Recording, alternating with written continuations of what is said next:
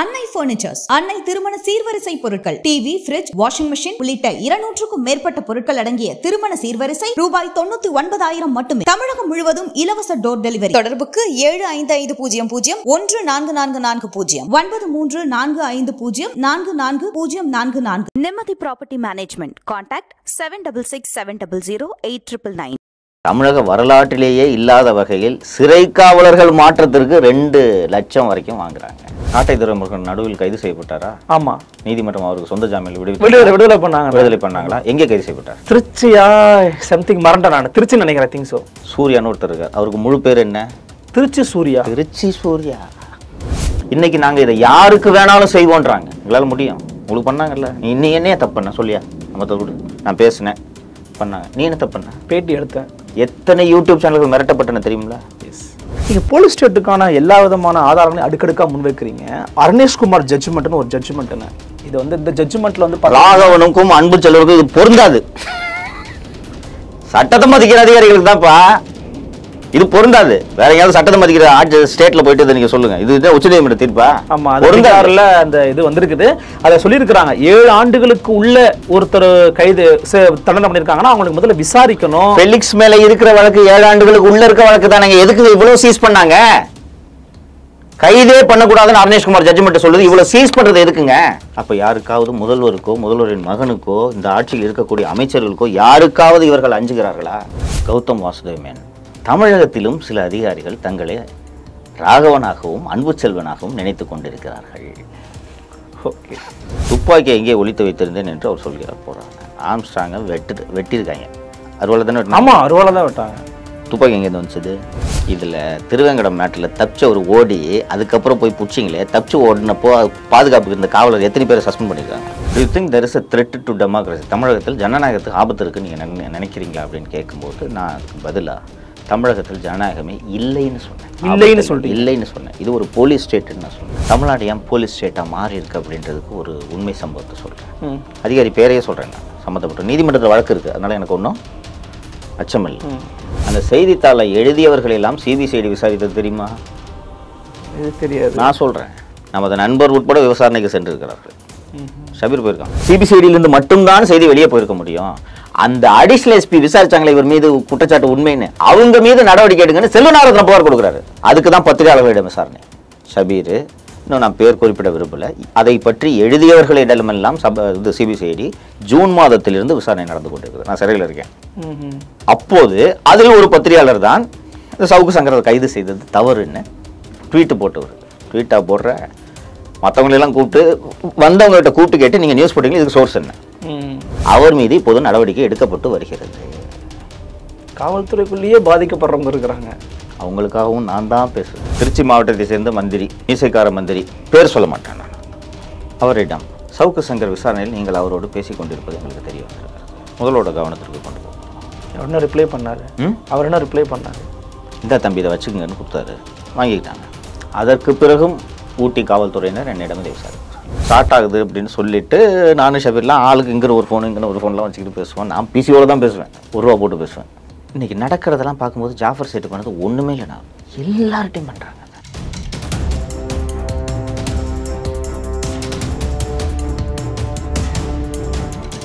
MRL Realty's Nature's Enclave Coastal Heaven theme based resort villa plots ECR மாதம் 10,000 வரை assured rental income lifetime free stay at resort 30க்கும் மேற்பட்ட வசதிகளுடன் call 9962888888. Fourth Estate Tamil நேயர்களுக்கு அருள்மொழிவர்மனின் அன்பார்ந்த வணக்கங்கள். இது உங்கள் Fourth Estate தமிழ் வழங்கும் பெருதினும் பெருதுகள் நிகழ்ச்சி. இன்று நம்ம நடந்திருக்கிறார் அரசியல் திறனாய்வாளர் மரியாதைக்குரிய ஊடகவாளர் திரு சவுக்கு சங்கர் அவர்கள். வணக்கம். வணக்கம் அருள்மொழி. எப்படி இருக்கீங்க? சூப்பராக இருக்கேன். மனமார்ந்த மகிழ்ச்சி. நிகழ்ச்சிக்குள்ளே போகிறதுக்கு முன்னாடி ஒரு சின்ன தகவல். கடைசியாக நீங்கள் நமக்கு அளித்த பேட்டியை வந்து பார்த்த பிறகு ரொம்ப நாளாக உங்களை வந்து ஃபாலோ பண்ணிக்கிட்டு இருக்கிற ஒரு தம்பி, பேர் குறிப்பிட விரும்பலை, அவர் வந்து பார்த்தீங்கன்னா இன்றைக்கி நான் இருக்க ஒரு இடத்துக்கு வந்து என்னை சந்திக்கணும்னு சொல்லி உங்ககிட்ட சந்திக்க வாய்ப்பு இல்லாமல் இருக்குது, அதனால் இதை அவர்கிட்ட தயவு செஞ்சு கொடுத்துருக்கணும் ஒரு கடிதத்தை கொடுத்துருக்கிறாரு. முதல்ல நான் உங்கள்கிட்ட கொடுத்துட்றேன் அந்த கடிதத்தை. அந்த கடிதத்தில் வந்து அவர் உங்ககிட்ட சந்திக்கணும், உங்களை பார்க்கணும், உங்களுடைய இந்த சில விஷயங்களை வந்து பின்பற்ற விரும்புகிறேன் அப்படின்னு சொல்லி எங்கிட்ட கொடுத்துருந்தாரு. நான் நிச்சயமாக அவர்கிட்ட ஒப்படைக்கிறேன் அப்படின்னு சொல்லி உங்கள்கிட்ட ஒப்படைச்சிட்டேன். இது எனக்கு ரொம்ப ஆக்சுவலி கொஞ்சம் நெகிழ்ச்சியாக இருந்தது. இந்த மாதிரி தருணங்களை வெளியில் வந்து ஃபீல் பண்ணியிருக்கிறீங்களா? இந்த மாதிரி உங்கள் நேர்காணலில் தான் பல இன்சிடென்ட்லாம் நடக்குது. உங்கள் நேர்காணலுக்காக நான் இந்த படப்பிடிப்பு நடக்கிற இடத்துல வந்து காத்திருந்தேன். இங்கே நீங்கள் கொஞ்சம் பின்னாடி வந்தீங்க இல்லையா, அங்கே நின்றுட்டு இருந்தேன். நான் நின்றுட்டு இருந்தோடனே சார் வணக்கம் அப்படின்னாங்க. வணக்கங்க, என்ன எனக்கு தெரியலையா? தெரியலங்க, அடையாளம் இல்லைங்க சார். அந்த கோர்ட்டுக்கு எஸ்கார்ட் வந்தேன், ஞாபகம் இல்லையா? Police police escort. Okay, escort வந்த உடனே நான் இறங்கிட்டு அங்கே ஞாபகம் இருங்க, எந்த எஸ்கார்ட்டுக்குன்னு. சார் இந்த கோர்ட்டு சார் அப்படின்னாரு. சரிங்க, ஒரு கோர்ட்டுக்கு எஸ்கார்ட் போனால் எனக்கு ஞாபகம் இருக்கும், நான் குறைஞ்ச 30 எஸ்கார்ட்டுக்கு நான் போயிருக்கிறேன், ஞாபகம் இல்லை அப்படின்னு சொல்லிட்டு சொன்ன உடனே ரொம்ப சந்தோஷம் சார் நீங்கள் வந்தது. அந்த காவலர்களுக்கு பாருங்கள், அங்கே பேச முடியல. ஓகே, வண்டியில் பேச முடியல. வண்டியில் அமைதியாக போய் பிடிச்சிட்டு இப்படி உட்காந்துட்டு இருந்தாங்க. எல்லாருமே அப்படி தானே உட்காந்துட்டு இருப்பாங்க. இங்கே பேச முடியல சார். ரொம்ப சந்தோஷம் சார் எங்களுக்கு வந்துட்டதில்ல. எங்களுக்காக பேசுகிற ஒரே ஆள் நீங்கள் தான் சார். ரொம்ப சங்கடமாக இருந்துச்சு சார் எல்லாம் சொன்னார். நீங்கள் பாருங்கள், நீங்கள் வரும்போது நீங்கள் ஒரு கடிதத்தை கொடுக்குறீங்க, இது நடக்குது. இதுதான் யதார்த்தம். இதுதான் யதார்த்தம். உண்மையிலே இன்றைக்கி காவலர்களோட குறைகளை பேசுறதுக்கு யாரும் இல்லை இல்லையா? கடலூர் சிறைக்கு போயிட்டு வந்து சிறை காவலர்களின் குறைகளே இது நான் உங்களோட நிகழ்ச்சியிலே நான் அதை பதிவு பண்ணிடுறேன். கடலூர் சிறைக்கு நான் போயிட்டு வந்தப்போ வெளியில் வந்த உடனே நான் பதிவு செய்த, உங்கள் சேனலில் எதில் நினைவில்லை, வந்த உடனே நான் வெளியில் பதிவு செய்த ஒரு முதல் விஷயம், தமிழக வரலாற்றிலேயே இல்லாத வகையில் சிறை காவலர்கள் மாற்றத்திற்கு 2 லட்சம் வரைக்கும் வாங்குறாங்க அப்படின்றத நான் வெளியில் வந்து பதிவு செய்திருந்தேன். நான் வெளியில் வந்த உடனேயே சிறைத்துறைக்கு அம்ரேஷ் பூஜாரி என்ற ஐபிஎஸ் டிஜிபி அவர்களை நியமிக்கிறார்கள். அவர் இதை கவனிச்சிருக்காரு. யார் யாருக்கு எங்கே ட்ரான்ஸ்ஃபர் வேணும்னு ஃப்ரீயாக போட்டுருக்காரு. ஓகே, காசு வாங்காமல் உனக்கு என்னப்பா இந்த விஷயம், மெடிக்கல் ஊழல் எந்த லஞ்சமும் இல்லை, எதுவும் கிடையாது. மெடிக்கல் கிரீவன்ஸ் யார் யார் சொல்கிறாங்களோ, மெடிக்கல் கிரவுண்ட்ஸ் சொல்கிறாங்களோ, உடம்புக்கு ஒய்ஃபு மனைவிக்கு உடம்பு சரியில்லை, தாயார் உடல்நிலை, அதுதான் போட்டிருக்காரு. எனக்கு அந்த விஷயம் அவர் பூஜாரி சார் இந்த ட்ரான்ஸ்ஃபர் போட்டதே எனக்கு தெரியாது. இங்கே இப்போ சிறைக்கு போனப்போ பூஜாரி சார் போட்ட பிறகு, பூஜாரி சார் வந்தப்போ ட்ரான்ஸ்ஃபர் போட்டுக்கிட்டு இருந்தாங்க. இப்போது ட்ரான்ஸ்ஃபர்கள் முழுமையாக நிறுத்தப்பட்டு விட்டன. இவர் என்னன்னு தெரியல, இவர் வந்து ஒரு நேர்மையான அதிகாரி மகேஸ்வர் தயாள், இப்போது இருக்கக்கூடிய கூடுதல் டிஜிபி. ஆனால் கடலூரில் இருக்கவர் எனக்கு சென்னைக்கு வேணும்னு கேட்டால் பாளையங்கோட்டைக்கு போடுறாராம். யாராவது அழுத்தம்னு கொடுத்தாங்கன்னா அந்த எண்ணம். ஓகே, அதனால இப்போ அது இல்லை. எங்களுக்கு கலந்தாய்வு முறையில் எங்களுக்கு ட்ரான்ஸ்ஃபர் வச்சிங்கன்னா இதாக இருக்குங்க. போலீஸில் பிரச்சனை கிடையாது. ஆனால் எங்களுக்கு அடித்தாங்கன்னா கடலூர், கோயம்புத்தூர், வேலூர், விழுப்புரம் இப்படி தான், இந்த ஜெயில் ஸ்கூலில் தானே போட முடியும், இதனால கஷ்டமாக இருக்குது அப்படின்னு சொல்லிட்டு சொன்னாங்க. ஸோ இந்த காவலர் வந்து பேசும்போது அவங்களுக்கு தெரியுது, அவங்க எங்கே போய் பேச முடியும், சங்கம் இருக்கா? அவங்க கூடவே 18 ஆண்டுகள் பழகி அவர்களின் சிரமம் அறிந்தவன் நான்ன்றதை அவங்க புரிஞ்சுப்பாங்க. அவர்கள் தான் மெஜாரிட்டி. ஐபிஎஸ் அதிகாரிகள் மெஜாரிட்டி அல்ல. சொல்லுங்க. இன்னைக்கு குறிப்பாக அவங்கள்ட்ட பேசணும் விருப்பப்பட்டது எதை பற்றி தெரியுமானா, இந்த என்கவுண்டர்ஸ் பற்றின. தமிழ்நாட்டில் இந்த ஆட்சி அமைந்த பிறகு ஒரு 16 என்கவுண்டர்ஸ் நடந்திருக்கிறது. கடைசியாக சிசிங் ராஜா அப்படிங்கிற ரவுடி வந்து தப்பிச்சு போகும்போது சுட்டு கொலை பண்ணப்பட்டிருக்கிறார் அப்படிங்கிறத பார்க்க முடிகிறது. தொடர்பாக காவல் சித்திரவதைக்கு எதிரான கூட்டு இயக்கம், ஜாக் அமைப்பினர், அதன் பிறகு அறப்போர் இயக்கம் போன்றோர்லாம் வந்து இது ஒரு போலீஸ் ஸ்டேட்டாக மாறிக்கிட்டு இருக்கு அப்படின்னு சொல்லி சில காவல்துறை அதிகாரிகள் பேரை வெளிப்படையாக வந்து பயன்படுத்தி இருந்தாங்க. முதலமைச்சருக்கும் அழுத்தம் கொடுத்துருக்குறாங்க, இந்த மாதிரி பண்ணக்கூடாது அப்படின்னு சொல்லி பேசியிருந்தாங்க. அடிப்படையில் நீங்கள் தொடர்ந்து இந்த என்கவுண்டர்ஸுக்கு எதிராக இருக்கக்கூடிய ஒரு நபராக உங்களை நான் பார்க்குறேன். அப்படி இருக்கும்போது இந்த மோதல் படுகொலைகள் அல்லது என்கவுண்டர்ஸ் அப்படிங்கிறது ஏன் இந்த காலகட்டங்களில் ரொம்ப அதிகமாக இருக்குன்னு நினைக்கிறீங்க? What is the basic reason for this? இதுக்கு எல்லாத்துக்கும் காரணம் கௌதம் வாசுதேவ் மேனன். கௌதம் வாசுதேவ் மேனன், ஆமாம். அவர் எடுத்த படத்தில் ராகவன் ஒரு போலீஸ் அதிகாரி இருப்பார் தெரியுமா? எஸ், அவர் சீனியர் போலீஸ் ஆஃபீஸர் இல்லையா? ஆமாம். என்ன படம்? கமலஹாசனோட வேட்டையாடு விளையாடு. ஆமாம். 2வது படம், 2வது ஒரு அதிகாரி ராகவன், ஆமாம், இன்னொரு அதிகாரி அன்பு செல்வன். எஸ், அது என்ன படம்? காக்கா காக்கா. காக்கா காக்கா. ஒஸ்டா இருக்க சினிமா பற்றி ஒன்றும் தெரியல. சூர்யா திரைப்படம். காக்கா காக்கா. தமிழகத்திலும் சில அதிகாரிகள் தங்களை ராகவனாகவும் அன்பு செல்வனாகவும் நினைத்து கொண்டிருக்கிறார்கள். ஓகே, இவர்களுக்கு எந்த சட்டமும் பொருந்தாது. நார்மலாக ஒரு ரவுடியை தேடி போனால் அவர் பிடிக்க வந்தார், ஒரு சுட்டாருன்றது வேறு. ஒரு கொலை வழக்கில் கைது செய்யப்பட்ட ஒரு கைதி சிறையில் இருக்கிறார். அவர் கஸ்டடி எடுக்கிறாங்க. கஸ்டடி எடுக்கும்போது மேஜிஸ்ட்ரேட்டுக்கிட்ட அந்த புலனாய்வு அதிகாரி ஒரு வாக்குமூலம், பிரமாண வாக்குமூலம், அது பேர் பிரமாண வாக்குமூலம்னா என்னென்னா பாக்ஸில் ஏறி சொல்லணும். ஓகே, பாக்ஸில் ஏறி ஏன் இவரை நான் எடுக்கிறேன்ட்டு அதுக்கு மட்டும் அந்த ப்ரொசீஜர் வச்சுருக்காங்க. எனக்கே இது புதுசு, நான் கஸ்டடிக்கு இப்போ தான் முதல் முறையாக செல்கிறேன், புதுசு. அவர் பாக்ஸில் ஏறி ஸ்வோன் ஸ்டேட்மெண்ட்டாக மேஜிஸ்ட்ரேட்டை கொடுக்கணும். ஏன் இது தேவை அப்படி அந்த ப்ரொசீஜர் வச்சுருக்காங்க. ஓகே, நார்மலாக ஏங்க இவர் அனுப்புங்க அருள்மொழியை, இப்படி இல்லை, அவரே சொல்லணும். கஸ்டடிக்கு மட்டும் பாக்ஸில் ஏறி நீதிபதியிடம் அவர் சொல்ல நீதிபதி உத்தரவு தட்டச்ச செஞ்சு பிறப்பிப்பார். அந்த எல்லா உத்தரவுகளையும் இருக்கக்கூடிய ஒரு வாசம் கண்டிஷன்ஸ், உடல் ரீதியாகவோ மன ரீதியாகவோ துன்புறுத்தக்கூடாது. மன ரீதியாக என்ன இந்த இதில் உங்கள் நிகழ்ச்சியில் தானே சொன்னேன், இந்த திருச்சியில் என்ன போட்டு டார்ச்சர் பண்ணாங்க, செல்லில் தண்ணியை ஊற்றி விட்டாங்க சொன்னீங்க. அப்போ போய் நான் அந்த அடிஷ்னல் எஸ்பிகிட்ட சொன்னேன், கொடிலிங்கம் அடிஷ்னல் எஸ்பி பேர், மன ரீதியாக கூட துன்புறுத்தக்கூடாதுன்னு போட்டிருக்குது அதில். நாளைக்கு மேஜிஸ்ட்ரேட்டை ப்ரொடியூஸ் பண்ணும்போது சொம்பு மேட்ரு இந்த தண்ணி ஊற்றி மேட்ருலாம் சொன்னேன் அப்படின்னு சொன்ன உடனே அவரால் ஒன்றும் பண்ண முடியல. ஓகே சரி அமைதியாக இருங்கன்னு சொன்னார். திருப்பி கொஞ்ச நேரத்தில் திருப்பி ஸ்டார்ட் ஆயிடுச்சு. ஒரு அடிஷ்னல் எஸ்பி இதை பண்ணுறதுக்கு கான்ஸ்டபிள், அப்போ அடிஷ்னல் எஸ்பிக்கு மேலே இருக்கால தானே உத்தரவு கொடுத்துருக்கோம். கண்டிப்பாக அவர் இல்லாமல் அந்த உத்தரவு இல்லாமல் பண்ண மாட்டாங்க. ஒரு இது என்னென்னா இன்னொரு ஆங்கிள்லேருந்து நீங்கள் பார்த்தீங்கன்னா இது இன்டிசிப்ளின். ஒரு அடிஷ்னல் எஸ்பின்ற ஒரு சீனியர் ஆஃபீஸர் அவர் முன்னாடி ஒரு கான்ஸ்டபிள்ஸ் இப்படி பிஹேவ் பண்ணுறதுக்கு எங்கேருந்து துணிச்சல் வந்தது? அவருக்கு தான் இழுக்குது. அவருக்கு இழுக்கு, எல்லா டிபார்ட்மெண்ட்டுக்கு இழுக்கு பாஸ், டிபார்ட்மெண்ட்டுக்கு இழுக்கு. அடிஷ்னல் எஸ்பி உட்காந்துருக்கிறாரு, ஸ்டேட் ஆஃபீஸர் உட்காந்துருக்காரு, ஒரு நேற்று ரெக்ரூட் ஆன கான்ஸ்டபிளுங்க இதை பண்ணுறாங்கன்னா அப்போ அந்த அடிஷ்னல் எஸ்பி மனசுக்குள்ளே எப்படி இருக்கும்? ஸோ அன்புச்செல்வன்களும் ராகவன்களும் தான் இது போல் பண்ணுறாங்க. ஸோ அந்த சோன் ஸ்டேட்மெண்ட்டில் இதை சொல்லணும், உடல் ரீதியாக மன ரீதியாக துன்புறுத்த மாட்டேன், எந்த நிலையில் இவரை கூட்டிகிட்டு போகிறேன்னா அதே நிலையில் கொண்டு வந்து ஒப்படைப்பேன். இது மேஜிஸ்ட்ரேட்டு கைதியை, ஏன்னா ஜுடிஷியல் கஸ்டடியிலேருந்து போலீஸ் கஸ்டடிக்கு போகிறாங்க, அப்போ போடுற ஆர்டர். இப்படி ஆர்டர் போட்டு தான் ஆம்ஸ்ட்ராங் கொலை வழக்கில் திருவேங்கடம் என்பவரை மேஜிஸ்ட்ரேட் சென்னையை சேர்ந்த சென்னை நீதிமன்ற மேஜிஸ்ட்ரேட் ஒருத்தர் அனுப்புகிறார். அவரை அதிகாலை 4 மணிக்கு துப்பாக்கி எங்கே ஒளித்து வைத்திருந்தேன் என்று அவர் சொல்கிறார். போடுறாங்க.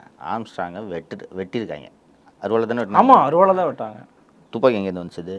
சரி, துப்பாக்கி எடுத்துகிட்டு துப்பாக்கி வச்சிருக்கிற இடத்த போகிறார், காமிக்க போகிறார். காமிக்க போகிறார். செல்லும்போது தப்பித்து விடுகிறார்.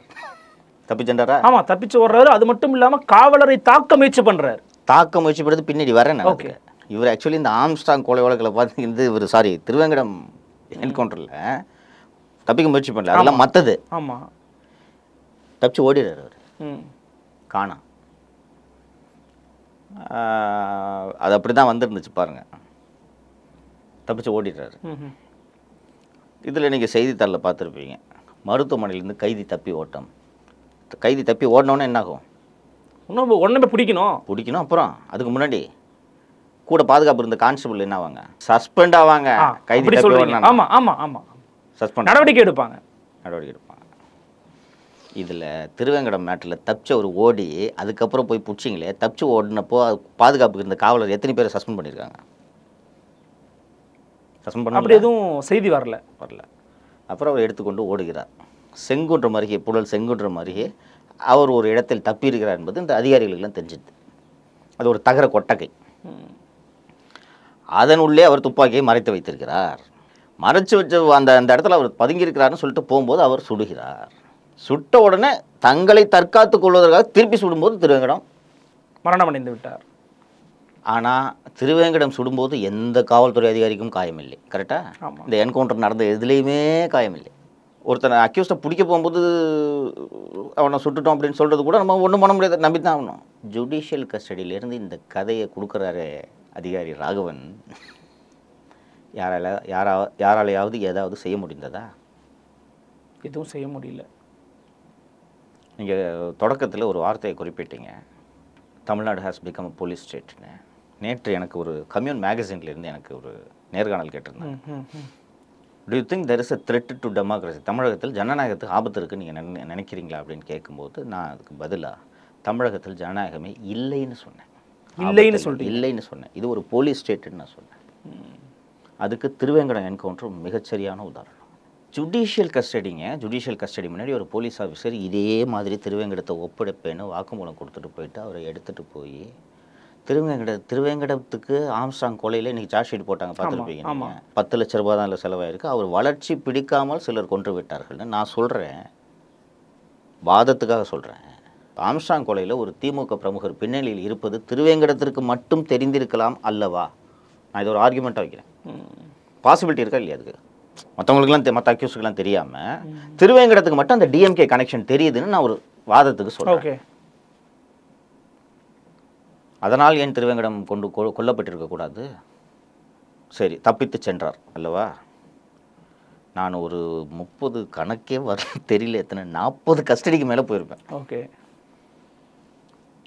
லிட்ரலி இம்பாசிபிள் தப்பிக்கிறது. நான் ஒரு சிவில் அக்யூஸ்டுன்னு தெரியும். இன்னொன்று, நான் தப்பிச்சு ரோட்டில் நடக்க முடியுமா? வாய்ப்பே இல்லை. என்னையே அப்படி பாதுகாத்துப்பாங்க. ஹைவேஸில் இப்போ போயிட்டு இருக்கும்போது இயற்கை உபாதைக்காக வாகனங்களை எங்காவது நிறுத்தும்போது ரெஸ்ட் ரூமுக்கு போனேன்னா சார் கதை சாத்தாதீங்க. அவங்களுக்கும் தெரியும் நான் தப்பிச்சு இல்லைப்பா. ஆமாம், நான் அவங்களுக்கு எதுவும் மறுப்பு சொல்ல மாட்டேன். நான் பட் தேவையே இல்லையே அது. அப்படி எனக்கே அப்படி தான்றேன். நான் சிவில் அக்யூஸ்டு, நான் ஓட மாட்டேன். பால் பாத்தில் எப்படி சார் கதை தாப்ப விடாதீங்க அப்படின்னா கதவை சும்மா சாத்து வச்சுருப்பேன். துப்பாக்கியோட 4 பேர் நிற்பாங்க வெளில, டாய்லெட் உள்ள. ஓகே, இத்தனைக்கும் நான் தப்பிச்சுட்டு பக்கத்து தெருவுக்கு போன சொல்லுவேன், அண்ணே வணக்கண்ணே. ஆனால் இப்போதான் அவரை பார்த்தேன் அப்படின்னுவாங்க. எனக்கே எப்படி டீ சாப்பிட்டுன்னு சுற்றி 4 பேர். அப்போ திருவேங்கட ரவுடி எப்படி தப்பிச்சிருப்பாரு? அப்போது இப்படி வெளிப்படையாக ஒரு கொலையை இவர்களால் செய்துவிட்டு தப்பிக்க முடிகிறது என்றால் இவர்கள் ராகவன் மற்றும் அன்பு செல்வன் தானே. தமிழ்நாடு ஏன் போலீஸ் ஸ்டேட்டாக மாறி இருக்கு அப்படின்றதுக்கு ஒரு உண்மை சம்பவத்தை சொல்கிறேன். அதிகாரி பேரையே சொல்கிறேன். நான் சம்மந்தப்பட்ட நீதிமன்றத்தில் வழக்கு இருக்குது, அதனால் எனக்கு ஒன்றும் அச்சம் இல்லை. போலீஸ் ஸ்டேட்டாக மாறுறதுக்கான எல்லா காரணங்களையும் நான் சொல்கிறேன். நீங்கள் நிகழ்ச்சியோட இறுதியிலே இது போலீஸ் ஸ்டேட்டாக இல்லைன்றதை நீங்கள் தான் சொல்லணும். ஒரு ஐபிஎஸ் அதிகாரிக்கு ஒரு பெண்ணோட உறவு ஏற்படுது. இது இயல்பாக எல்லார் லைஃப்லையும் நடக்குது உங்களுக்கு இல்லையா? ஒரு இயல்பாக எல்லார் லைஃப்லையும் நடக்குது. அந்த ஒரு ஐபிஎஸ் அதிகாரினா பேர் சொல்கிறேன் நான், திரு செல்வநாகரத்னம் ஐபிஎஸ். அவர் ஒரு பொண்ணை திருமணம் பண்ணிக்கிறேன்னு ப்ராமிஸ் பண்ணுறாரு. ஏதோ சிக்கலாகிடுது, அவங்க முறிஞ்சிடுறாங்க. இதோட முடிகிறது தானே இயல்பு. எஸ், அந்த பெண்ணை ரவுடிகளை விட்டு மிரட்டுறார். தொடர்ந்து அந்த பெண்ணுக்கு ரவுடிகள் மூலமாக மிரட்டல். அப்புறம் அந்த பெண் அப்போவும் அந்த பெண் இந்த மிரட்டல்லாம் தொடங்கணும்னா புகார் கொடுக்க ஆரம்பிச்சிருது. அந்த பொண்ணு புகார் கொடுத்தா அவருக்கு சர்வீஸில் சிக்கல் வருது இல்லை. பெங்களூரில் அந்த பொண்ணு மேலே எஃப்ஐஆர். ஏன் பெங்களூரில் எஃப்ஐஆர் சொல்லுங்கள்? பெங்களூரில் இந்த அதிகாரியோட பேட்ச்மேட்டு டிசியாக இருக்காரு. ஓகே, புகார் கொடுத்தது யார் என்றால் திரு செல்வநாகரத்னம் அவர்களின் மனைவி. பெங்களூரில் அங்கே எஃப்ஐஆர் போட்டு அந்த பெண்ணை 3 மாதங்கள் தலைமறைவு. கடைசியில் பார்த்தா என்ன இன்ஸ்டாகிராமில் சேட்டு பண்ணி என்னை மிரட்டினாங்கன்ட்டு இவங்க மனைவி புகார் கொடுத்துருக்காங்க. இதுக்கு அதிகபட்சம் கூப்பிட்டு விசாரிச்சு விட்ருவாங்க, இது மிரட்டலா இல்லையான்னு பார்த்தா. உண்மை என்னென்னா அந்த பொண்ணு இவர் மனைவி கிட்ட பேசுனதே இல்லை. ட்ராக் இருக்கும்ல, நான் உங்கள்கிட்ட இன்பாக்ஸில் பேசுகிறேன்னா ஸ்க்ரீன்ஷாட் ஏதாவது பேசுனதே இல்லை. அது போலீஸ் ப்ரொசீஜர் தெரிஞ்சவங்க போய் நேரடியாக அதை சந்தித்து சார் பேசுனது இல்லைன்றது விளக்கம் கொடுப்பாங்க. பெங்களூர்லேருந்து டீம் இந்த பொண்ணு வீட்டுக்கு தேடி இந்த பொண்ணோட உறவினர்கள் வீட்டுக்கெல்லாம் போனோன்னே பயப்பட மாட்டாங்களா சிவிலியன்ஸு? பயந்து இந்த பொண்ணு ஓடுது. 3 மாதம் 4 மாதங்கள் கழித்து இவங்க போய் நீதிமன்றத்தில் ஆன்டிசிபேட் போய் அனுப்பும்போது பார்த்தா ஒன்றுமே இல்லாத கேஸ். ஏன் பெங்களூரில் எஃப்ஐஆர் என்று கேட்கும்போது இவரோட பேட்ச்மேட் அங்கே டிசி. அந்த பொண்ணு போய் டிஜிபிகிட்ட புகார் கொடுத்தது. பாதிக்கப்பட்ட பெண் திரு செல்வநாகரத்னம் அவர்கள் மீது டிஜிபிகிட்ட புகார் கொடுத்தது. டிஜிபி திரு சைலேந்திர பாபு அவர்கள் அந்த புகாரை சிபிசிஐடி விசாரணைக்கு அனுப்புகிறார். சிபிசிஐடி விசாரணைக்கு போன உடனே அங்கே ஒரு நல்ல அதிகாரி, ஒரு குரூப் 1 கூடுதல் எஸ்பி, பெண் எஸ்பி, பெண் கூடுதல் எஸ்பி விசாரிக்கிறாங்க. அந்த பெண்ணு மட்டுமே விக்டிம் இல்லைன்றது இவங்க விசாரணையில் தெரிய வருது. இந்த மாதிரி பல விக்டிம், அந்த பல விக்டிம்கள் திருமணமாகி வாழ்ந்து கொண்டிருக்கிறார்கள். புகார் கொடுக்கிறீர்களா என்று கேட்டபோது ஆளை விடுங்க, எங்களை விட்டுருங்க, இதை பற்றி நாங்கள் பேச விரும்பவில்லை. ஆனால் எவிடன்ஸ் இருக்குது. ஓகே, எவிடன்ஸ் எதுக்குன்னா தங்கிய இடங்களில் இவரே ஆதார் கார்டை கொடுத்து ரூம் போட்டிருக்காரு. இது நான் ஏன் இவ்வளோ துணிச்சலாக சொல்கிறேன்னா, நான் சொல்கிற இந்த விவரங்கள் சிபிசிஐடி விசாரணை அறிக்கையில் பதிவாகி இருக்கிறது. பொது வெளியில் இது இருக்குது. நீங்கள் சொல்கிறது எல்லாமே இப்போது ரெக்கார்டில் இருக்குது, சிபிசிஐடியில் இருக்குது. Allegation proved. பெண்கள் பாதிக்கப்பட்டிருக்காங்க. Proved Okay. ரிப்போர்ட்ல Okay. ப்ரூவ்டு இந்த குற்றச்சாட்டுகள் உண்மை. இப்போ இந்த ஒரு பொண்ணு பாதிக்கப்பட்ட பெண்ணு சொன்னல, இந்த குற்றச்சாட்டுகள் உண்மை அப்படின்னு அறிக்கை கொடுத்துட்றாங்க அந்த சிபிசிஐடி அடிஷனல் எஸ்பி. கொடுத்த உடனே விசாரணை அறிக்கை அரசுக்கு போகுது. அவர்கள் செல்வநாகரத்திற்கு இப்போ நார்மலாக இது மாதிரி பண்ணாங்கன்னா அரெஸ்ட் பண்ணணும், கரெக்டுங்களா? ஆமாம். ஒரு ஐபிஎஸ் அதிகாரி இதை பண்ணுறான்றப்போ கூடுதல் கவனம் தேவை நிச்சயமா இல்லைங்களா? பாரு, நீயும் ஒரு ஆண் தான், நானும் ஒரு ஆண் தான், உறவு ஏற்படுது, உறவு முறிஞ்சிட்டு போகிறதுன்றது வேறு. நம்மக்கிட்ட அதிகாரம் இருக்குன்றதுக்காக அண்டை மாநிலத்தில் எஃப்ஐஆர் போட வச்சு she try to commit suicide twice, victim. She become a treatment, she still under treatment. அப்புறம் அந்த அறிக்கை, அந்த விசாரணை அறிக்கை அரசுக்கு போனோன்னு இவர் மீது துறை ரீதியான நடவடிக்கை எடுத்த உடனே அவர் அந்த துறை ரீதியான நடவடிக்கையை எதிர்த்து, தனிக்கு துறை ரீதியான நடவடிக்கை எடுத்து சாதாரண நடவடிக்கை தான், ஒரு சார்ஜ் கொடுப்பாங்க. ஆமாம். அதை எதிர்த்து நீதிமன்றம் செல்கிறார், சென்னை உயர்நீதிமன்றம். உயர்நீதிமன்றம் செல்லும்போது உயர்நீதிமன்றத்தில் அப்போது இது போன்ற இந்த டைரக்ஷன் போர்ட்ஃபோலியோவை பார்த்து கொண்டிருந்தது நீதிபதி திரு ஆனந்த் வெங்கடேஷ் அவர்கள். ஓகே. ஐயோ, இவரானு வித்ட்ரா பண்ணிக்கிறாங்க. வித்ட்ரா பண்ணிக்கிட்டு ஐபிஎஸ் ஆஃபீஸர்ஸ்னால் சென்ட்ரல் கவர்மெண்ட் சர்வன்ட்ஸ் அவங்க இல்லையா? அதனால் சென்ட்ரல் அட்மினிஸ்ட்ரேட்டிவ் ட்ரிபியூனல் மத்திய தீர்ப்பாயத்துக்கு செல்கிறார்கள்.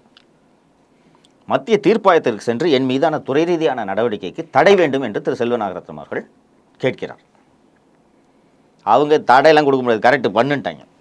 அதை எதிர்த்து உயர்நீதிமன்றத்தை அணுகுகிறார். அப்போ அவர் ஜஸ்டிஸ் ஆனந்த் வெங்கடேசன் மாறிவிடுகிறார். ஓகே.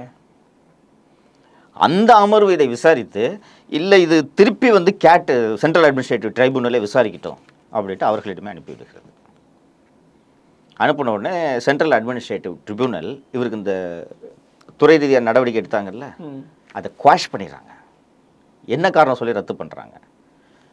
பணியிடத்தில் பாலியல் துன்புறுத்தல் இருந்தால்தான் நிர்வாக ரீதியாக நடவடிக்கை எடுக்க முடியும். இது பணியிடத்தில் நடைபெறவில்லை, வெளியில். அதனால் நாங்கள் இந்த நடவடிக்கையை ரத்து செய்கிறோம். வேண்டுமென்றால் நீங்கள் வேறு குற்றச்சாட்டு அறிக்கை உங்களுக்கு துறை ரீதியாக நடவடிக்கை எடுக்கின்றாங்க. எப்படி எடுப்பாங்க? அந்த செல்வநாகரத்னம் இவ்வளவு நாளாக காவலர் பயிற்சி கல்லூரியில் இருந்தவர். டிசி ட்ரிப்ளிகேன போஸ்டிங் போட்டாங்க, ஞாபகம் இருக்கா? இப்போ 2 நாட்களுக்கு முன்பு அவர் சென்ட் தாமஸ் மவுண்ட் டிசியாக அவர் நியமிக்கப்பட்டுள்ளார். பாதிக்கப்பட்ட பெண்ணுக்கு இதுவரை நீதி கிடைக்கவில்லை. இது ஒரு புறமா, இந்த கோர்ட்டில் ஒரு கேஸ் எல்லாம் போட்டுக்கிட்டு இருக்காருல்ல, இந்த கேஸ் எல்லாம் போட்டுக்கிட்டு இருக்கும்போது ரவுடிஸ், எந்த பகுதியை சேர்ந்த ரவுடிஸ்ன்னு சொல்கிறேன், தூத்துக்குடி மாவட்டத்தை சேர்ந்த ரவுடிஸ். ஏனென்றால் இவர் தூத்துக்குடியில் பணியாற்றியிருக்கிறார் செல்வநாகரத்னம். அவர்கள் இந்த பெண்ணை மிரட்டுகிறார்கள். அவர்கள் இந்த பெண்ணை மிரட்டும் போது இந்த பெண்ணுக்கு வேற என்ன வழி? திருப்பி டு அப்ரோச் தி போலீஸ், வேற என்ன வழி? ஓகே. திருப்பி போய் இந்த பொண்ணு புகார் கொடுக்கும்போது இந்த விசாரணை அப்போது கூடுதல் ஆணையராக இருந்த திரு அஸ்ராகர்க் அவர்களிடம் கொடுக்கப்படுகிறது. நான் சிறைக்கு போகிறதுக்கு முன்னாடி நானே திரு அஸ்ராகர்க் அவர்களிடம் பேசினேன். சார், ரவுடிஸை விட்டு இந்த பொண்ணு she may commit suicide sir. The system should provide some justice. கொஞ்சமாவது நீதி வழங்கணும். அவர் ஃபஸ்ட்டு அந்த ரவுடிகளை விட்டு மிரட்டுறதை நிப்பாட்டினார். நான் பதிவு செய்கிறேன். நான் தலையிட்டாரு. ஓகே. தலையிட்டு அதுக்கப்புறம் விசாரணை நடக்கிறது. அவர் மாற்றப்பட்ட பிறகு விசாரணை என்ன இருக்கும் என்று தெரியும் உங்களுக்கு. விசாரணை டிராப் ஆகிருக்கும், அது புரிந்து கொள்வார். இது ஒரு புறம். இப்போது இந்த செல்வநாகரத்னம் மேட்ரு ஏற்கனவே பொதுவெளியில் வந்த விவகாரம் என்பது உங்களுக்கு தெரியும். செய்தித்தாள கூட வந்திருக்குன்னு நினைக்கிறேன். அந்த செய்தித்தாளை எழுதியவர்கள் எல்லாம் சிபிசிஐடி விசாரித்தது தெரியுமா? இது தெரியாது. நான் சொல்கிறேன், நமது நண்பர் உட்பட விசாரணைக்கு சென்றிருக்கிறார்கள். ஷபீர் போயிருக்கான். அப்படி ஒரு நண்பர் விசாரணைக்கு போகிறார். யாரெல்லாம் அன்னைக்கு அதை பற்றி எழுதுனாங்களோ சிபிசிஐடி கூப்பிட்டு, இதில் இந்த செல்வநாகரத்னம் இருக்கார்ல, சிஸ்டம் எப்படிலாம் ஒர்க் பண்ணுது நீங்கள் தான் கடைசியில் புரிஞ்சுப்பீங்க. போலீஸ் ஸ்டேட் இல்லையான்னு அந்த ஒரு உமன் அடிஷனல் எஸ்பி விசாரிச்சாங்கன்னு சொன்னேன். அந்த உமன் அடிஷனல் எஸ்பி மேலே செல்வநாகரத்னம் புகார் கொடுக்குறாரு. Okay. Why? On what basis? இவர்கள் பத்திரிகைகள்லாம் இந்த செய்தி வெளியில் வந்துருச்சு, என்னோட விசாரணை பற்றின செய்தி, இதை விசாரித்தது சிபிசிஐடியிலேருந்து சிபிசிஐடியிலேருந்து மட்டும்தான் செய்தி வெளியே போயிருக்க முடியும். அந்த அடிஷனல் எஸ்பி விசாரிச்சாங்களே இவர் மீது குற்றச்சாட்டு உண்மைன்னு, அவங்க மீது நடவடிக்கை எடுங்கன்னு செல்வநாகரத்னம் புகார் கொடுக்குறாரு. அதுக்கு தான் பத்திரிகையாளர்களிடம் விசாரணை. ஷபீர், இன்னும் நான் பேர் குறிப்பிட விரும்பலை, அதை பற்றி எழுதியவர்களிடமெல்லாம் இது சிபிசிஐடி ஜூன் மாதத்திலிருந்து விசாரணை நடந்து கொண்டிருக்குது. நான் சிறையில் இருக்கேன். அப்போது அதில் ஒரு பத்திரிகையாளர் தான் இந்த சவுக்கு சங்கரை கைது செய்தது தவறுன்னு ட்வீட்டு போட்டவர். ட்வீட்டாக போடுற மற்றவங்களெல்லாம் கூப்பிட்டு வந்தவங்ககிட்ட கூப்பிட்டு கேட்டு நீங்கள் நியூஸ் போட்டிங்களா, இதுக்கு சோர்ஸ் என்ன? ஹாரஸ் பண்ணல, பட் ரெக்கார்ட் பண்ணிக்கிட்டாங்க. நான் சோர்ஸை சொல்ல முடியாதுன்றது அவங்க கேட்டுக்கிட்டாங்க. இந்த எனக்கு ஆதரவாக ட்வீட் போட்டாலும் ஒரு பையன், அவனுக்கு மட்டும் 4 மணி நேரம் விசாரணை, 1 மணி நேரம் வழக்கு தொடர்பான விசாரணை, 3 மணி நேரம் நீ ஏன் சவுக்கு சங்கருக்கு ஆதரவாக ட்வீட் போட்ட? அந்த பத்திரிகையாளர் உன்னை எங்கேயுமே வேலைக்கு போக விடாமல் எங்களால் தடுக்க முடியும் தெரியுமா? ஆனால் கடைசி வரைக்கும் அந்த பையன் நான் ட்வீட்டை டெலிட் பண்ண மாட்டேன், பார்த்துக்கிட்டு போயிட்டேன். இதெல்லாம் இப்போ நான் இப்போ தானே வெளில வந்திருக்கேன், உள்ளே இருக்கும்போது நடக்குது. 3 மணி நேரம் அந்த அந்த ட்வீட்டு போட்ட பையனுக்கு மட்டும் போலீஸ் ஸ்டேட்மெண்ட்.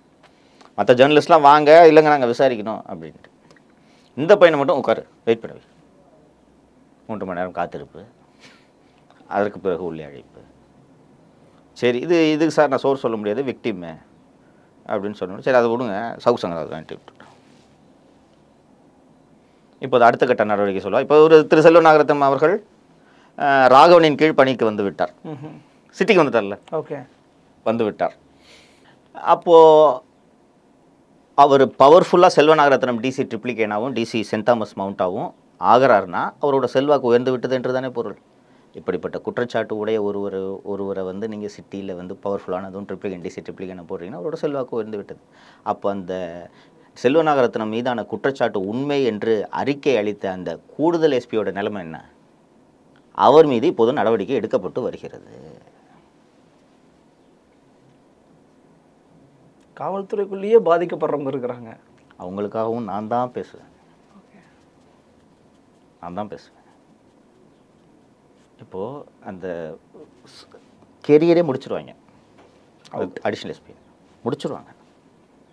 அதுக்காக தான் இந்த விசாரணை, பத்திரிகையாளர் அழைச்ச விசாரணை. எங்கேயாவது கேள்விப்பட்டிருக்கீங்களா நீங்கள்? இந்த செய்திக்கு சோர்ஸ் என்னன்ட்டு சிபிசிஐடி கிரைம் பிரான்ச் சிஐடி விசாரிக்கிறத கேள்விப்பட்டிருக்கீங்களா? போலீஸ் ஸ்டேட்டுக்கான ஒரு உதாரணம். ஏற்கனவே உதாரணம் தான் அந்த திருச்சியில் உமன் கான்ஸ்டபிள் சோஷியல் மீடியா, அது அன்புச்செல்வன். தெரியுதுல யாருன்னு? நான் எனக்கு தெரியுதோ இல்லையோ நேர்களுக்கு தெரியும்னு நினைக்கிறேன். என் மீதும் நமது நண்பர் திரு ஃபெலிக்ஸ் மீதும் ஒரு வழக்கு பதிவு செய்தது. என்ன வழக்கு அது? இந்த ஊடகத்தில் நேர்காணல் கொடுத்தது தொடர்பாக தான் வழக்கு. சரி, ஒரு நேர்காணலில் நீங்கள் பேசுனது அதுதான் வந்து வழக்கினுடைய வழக்கு. பேசுனது தான் வழக்கு. ஆமாம், பேசுனது கரெக்டுங்களா? பேசுனது, அதுவும் ரெட் பிக்ஸில் பேசுனது. ரெட் பிக்ஸில் பேசுனது வழக்கு. ஆமாம், கரெக்டுங்களா?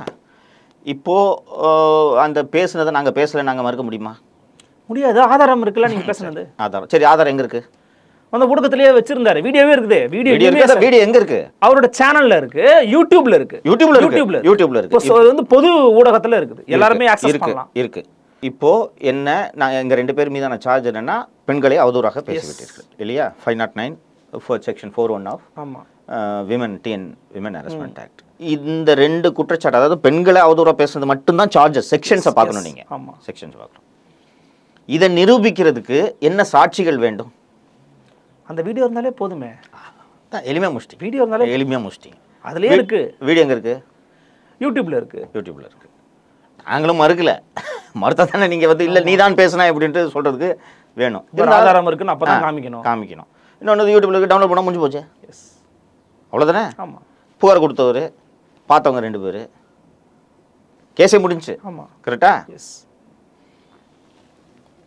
ஃபெலிக்ஸ் வீடு சோதனை செய்யப்பட்டது. ஃபெலிக்ஸ் வீடு மற்றும் அலுவலகம் சோதனை செய்யப்பட்டது. உங்களுக்கு நினைவு இருக்கு? நல்லா நினைவு இருக்கு. ஃபெலிக்ஸோட அவருடைய மனைவி தான் வந்து ஆக்சுவலி வீட்டுக்குள்ளே அலோவ் பண்ணுற அந்த காட்சிகளெல்லாம் இன்றைக்குமே சேனல்ஸில் போட்டிருக்காங்க.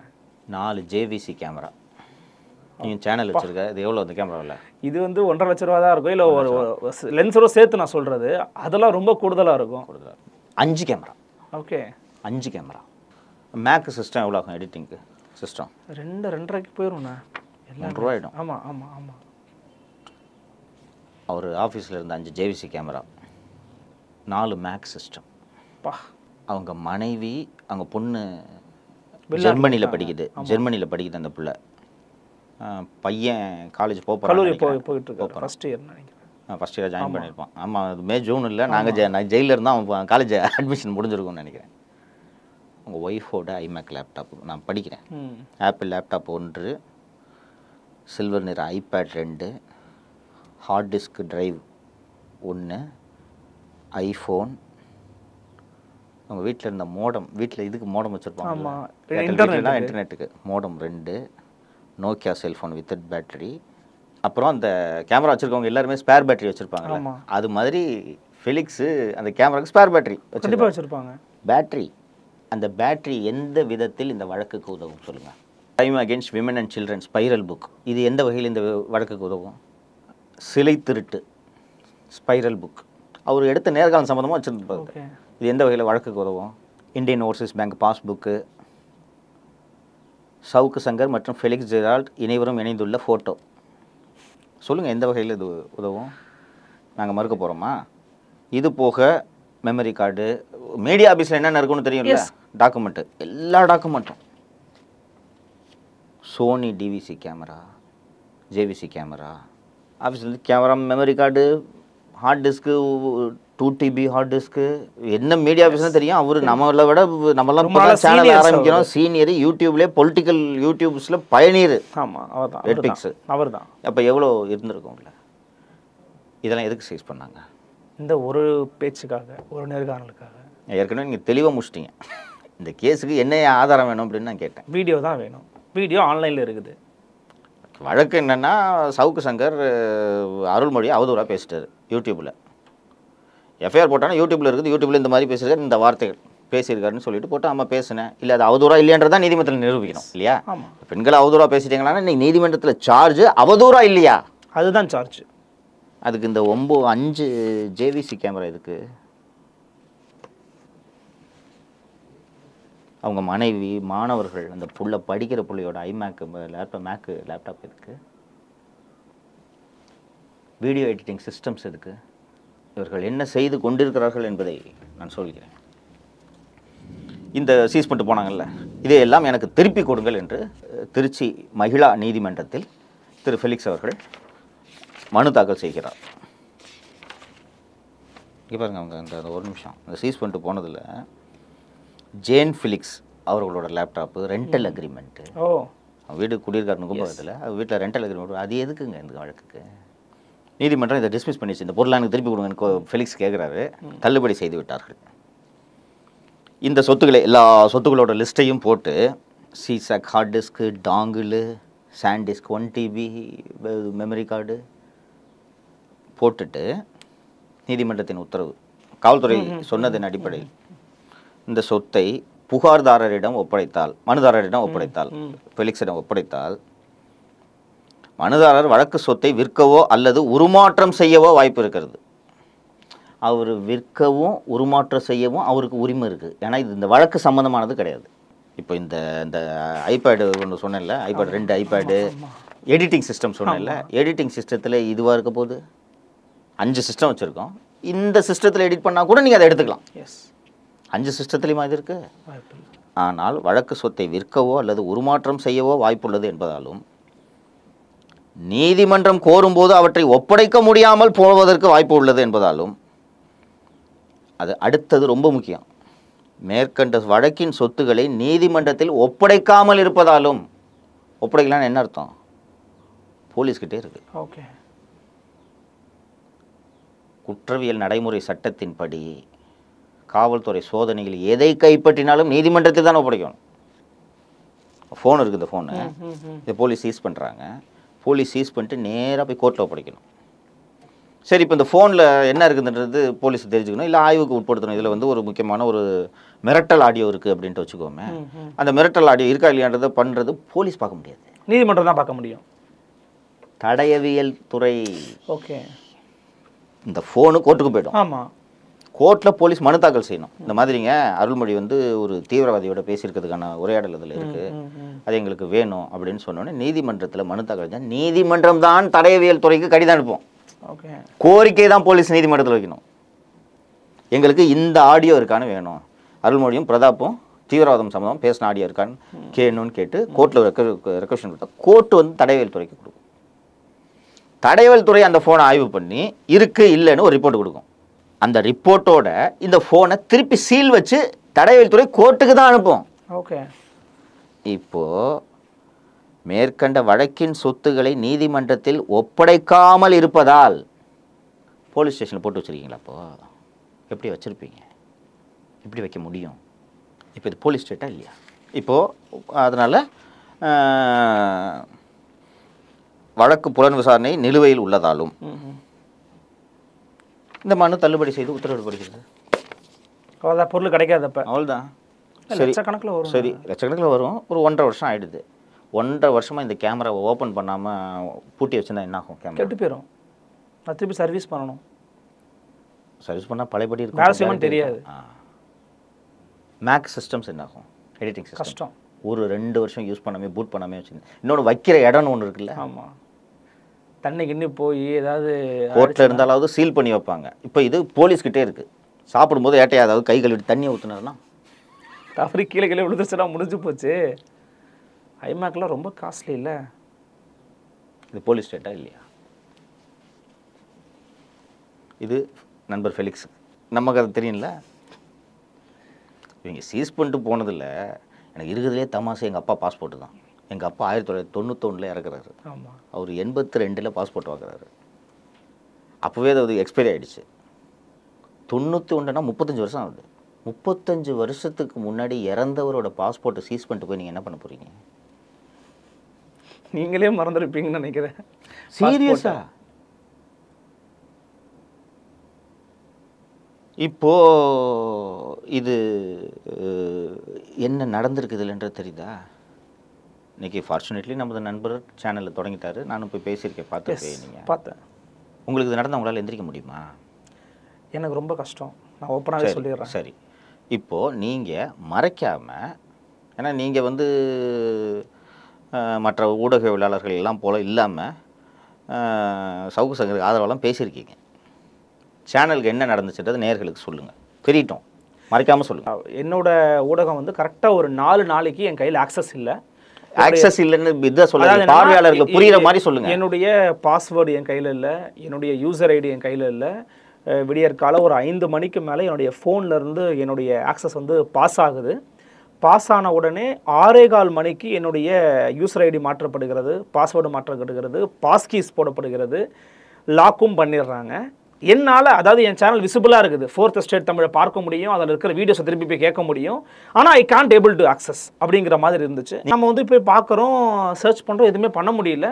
என் ஃப்ரெண்டும் நான் தான் சேர்ந்து பண்ணோம். என் ஃப்ரெண்டும் வந்து அவரோட உங்கள் ஃபோனில் இருந்து ஆக்சஸ் போயிருக்கா, உங்கள் ஃபோனில் யாருக்காவது கொடுத்துட்டீங்களான்னு செக் பண்ணுங்கன்னும் போது நாங்களும் கொடுக்கல அப்படிங்கிறாரு. நாங்கள் 4 பேர் தான் மொத்தமே இருக்கிறோம். எங்கள் 4 பேருக்குள்ளே எந்த விதமான ஒரு முரண்பாடும் கிடையாது. நாங்கள் 4 பேரும் இதில் தான் சாப்பிட்டுட்டு இருக்கோம், இதுதான் எங்களுடைய உழைப்பே இதில் இருக்குது. அப்போது நாங்கள் என்ன பண்ணோம், சரி நம்ம சைபர் கிரைமே புகார் கொடுப்போம் அப்படின்னு சைபர் கிரைமே புகார் கொடுக்குறோம்.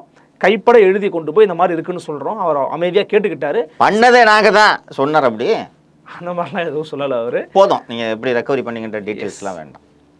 கடைசி ரெக்கவர் பண்ணிட்டோம். வேண்டாம், நீங்கள் எப்படி பண்ணீங்கன்றது தான் வேண்டாம்.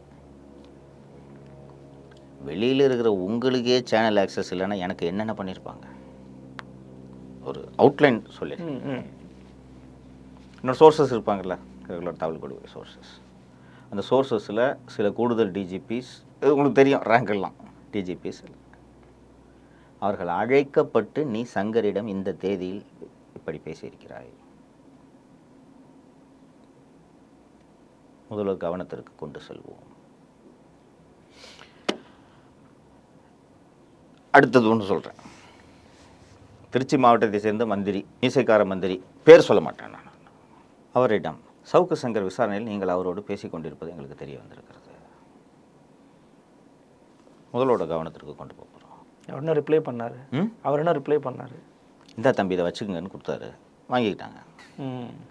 அதற்கு பிறகும் ஊட்டி காவல்துறையினர் என்னிடம் இதை விசாரிக்கிறார். உங்களுக்கு புரியுதா? எஸ்.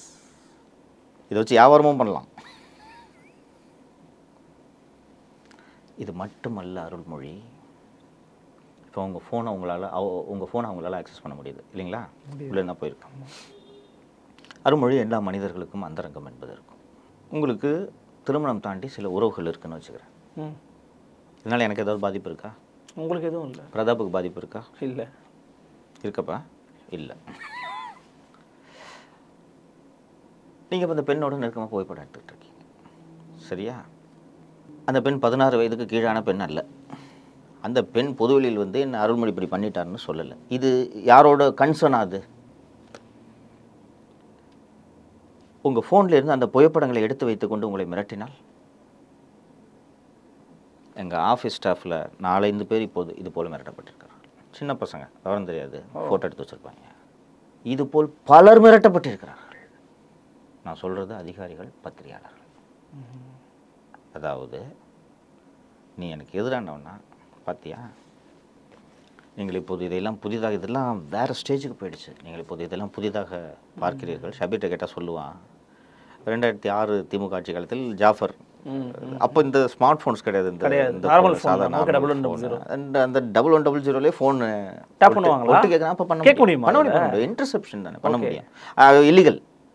அப்போ தான் இல்லீகல் இன்டர்செப்ஷன் ஸ்டார்ட் ஆகுது. ஓகே.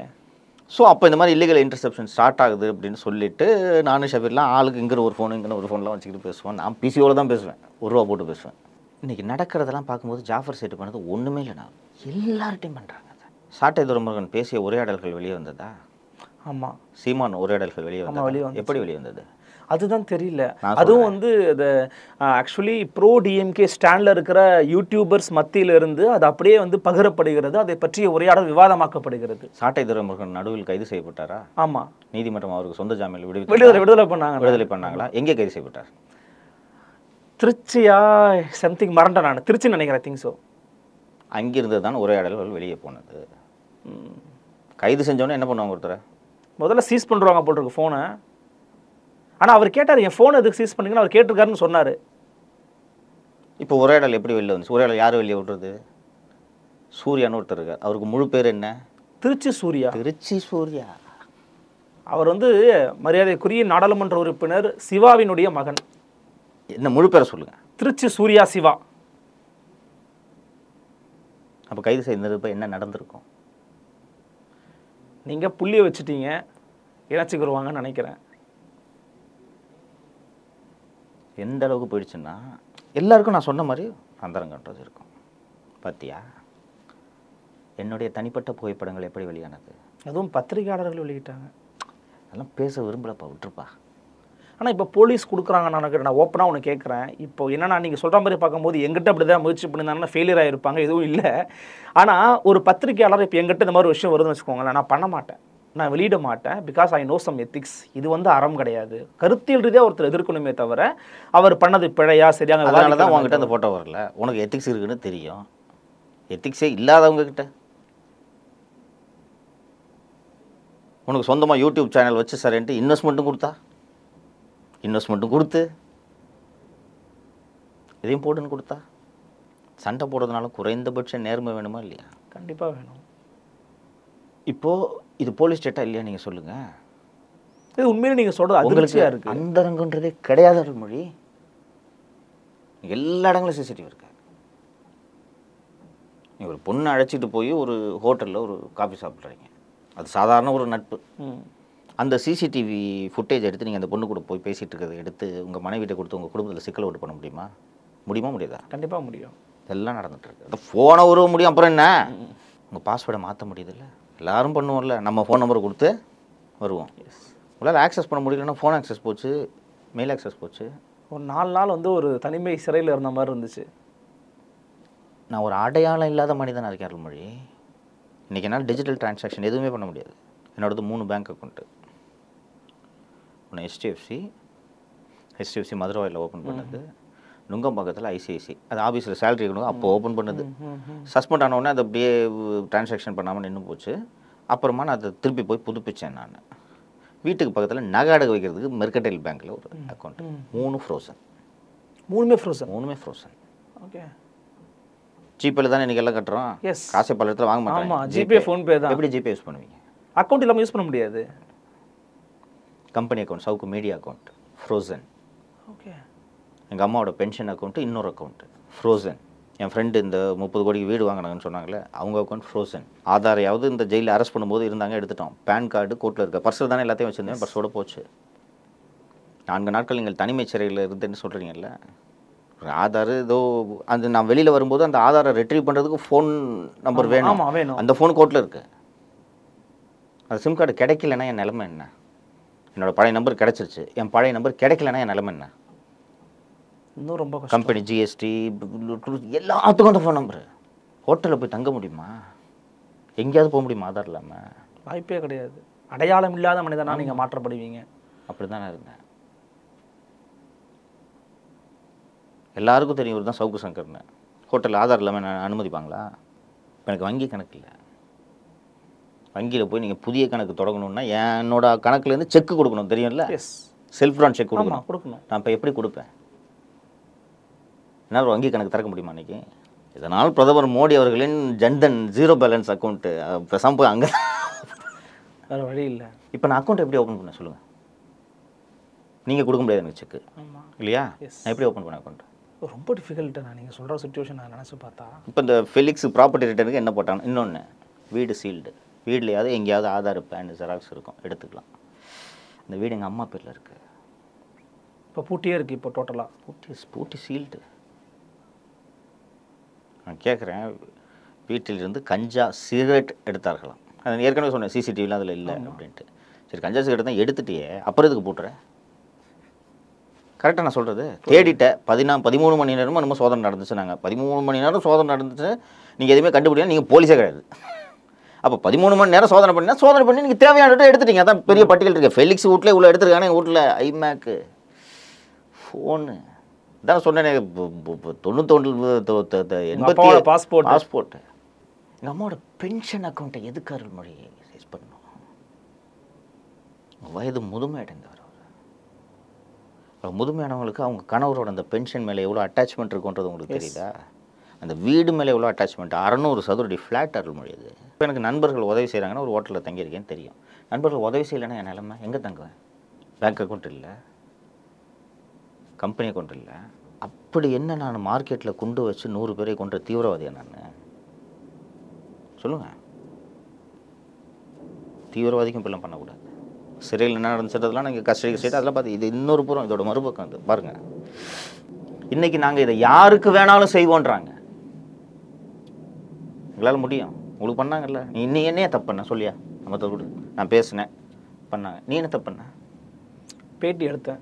எத்தனை யூடியூப் சேனல்கள் மிரட்டப்பட்டன தெரியுங்களா? என் நண்பர்களே சொல்லியிருக்காங்க. எத்தனை பத்திரிகையாளர்கள் மிரட்டப்பட்டவர்கள் தெரியுமில்ல? நான் இப்போ சொன்னது தான். உன்னோட சேனலை உன் ஃபோன்லேருந்து உருவ முடியுதுன்னா, இவர்கள் எல்லாருடைய ஃபோனையும் இவங்க ஆக்சஸ் பண்ண முடியுதுன்னா யாரை மிரட்ட முடியாது? எவ்ரிபடி.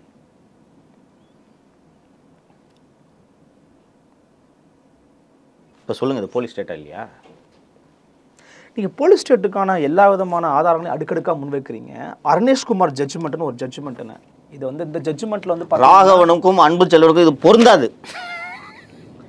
சட்டத்தை மதிக்கிற அதிகாரிகளுக்கு தான்ப்பா இது பொருந்தாது. வேற எங்கேயாவது சட்டத்தை மதிக்கிற ஸ்டேட்டில் போயிட்டு இதை நீங்கள் சொல்லுங்கள். இது உச்சநீதிமன்ற தீர்ப்பா? ஆமாம், பொருந்தாரில் அந்த இது வந்திருக்குது.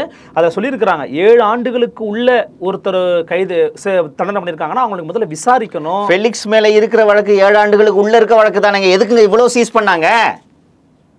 கைதே பண்ணக்கூடாதுன்னு அருணேஷ்குமார் ஜட்ஜ்மெண்ட் சொல்லுது. இவ்வளோ சீஸ் பண்ணுறது எதுக்குங்க? அப்போ யாருக்காவது முதல்வருக்கோ, முதல்வரின் மகனுக்கோ, இந்த ஆட்சியில் இருக்கக்கூடிய அமைச்சர்களுக்கோ யாருக்காவது இவர்கள் அஞ்சுகிறார்களா? யாருக்காவது அஞ்சுறாங்களா? சுப்ரீம் கோர்ட் ஜட்ஜ்மெண்ட் தூக்கிட்டு வரீங்க. அரெஸ்டே பண்ணக்கூடாதுன்னு இருக்கு. ஆனால் இவ்வளோ பண்ணுறீங்களேங்க நீங்கள். ஃபெலிக்ஸ் ஒரு நிர்மூலமாயிடுச்சு ஒரு வாழ்க்கை.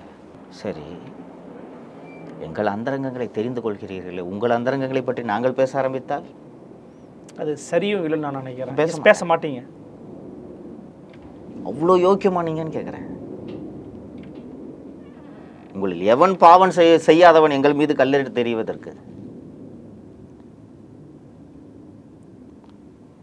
நீங்க தப்பே செய்யாதவங்களா இருந்தாலும் இது பண்றது சரியா?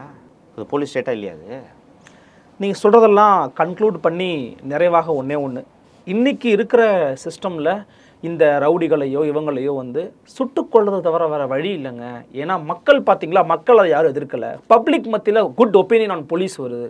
இப்படி தான் பாருங்க, சட்டம் ஒழுங்கு சரி செய்கிறாங்க பாருங்கப்பா. அவன் நல்லவனா, அவன் கெட்டவன் தானே, அவன் ரவுடி பைய தானே, அவனை தானே கொள்கிறாங்க அப்படின்னு போலீஸுக்கே வேறு வழி இல்லை. எக்ஸ்ட்ரீம் ஸ்டேஜ் தான் போய் கொலை பண்ணுறாங்கன்னு சொல்கிறாங்களே, அந்த விவகாரத்தை நீங்கள் எப்படி மதிப்பீடு செய்கிறீங்க? இந்திய அரசியலமைப்பு சட்டம் தமிழ்நாட்டுக்கு பொருந்தாதுன்ட்டு பாராளுமன்றத்தில் 2/3 மெஜாரிட்டியோடு ஒரு கான்ஸ்டியூஷனல் அமெண்ட்மெண்ட்டை கொண்டு வந்துட்டு நீங்கள் இதெல்லாம் பண்ணுங்கள், அவ்வளோதான். விளக்கமெல்லாம் பதில் சொல்ல மாட்டேன் நான். ஆர்டிகல் 21 ஆர்டிகல் 19 தமிழ்நாட்டுக்கு பொருந்தாதுன்னு நீங்கள் அமெண்ட்மெண்ட் கொண்டு வந்துருங்க, பண்ணுங்க, அவ்வளோதான். நன்றிண்ணா. நன்றி.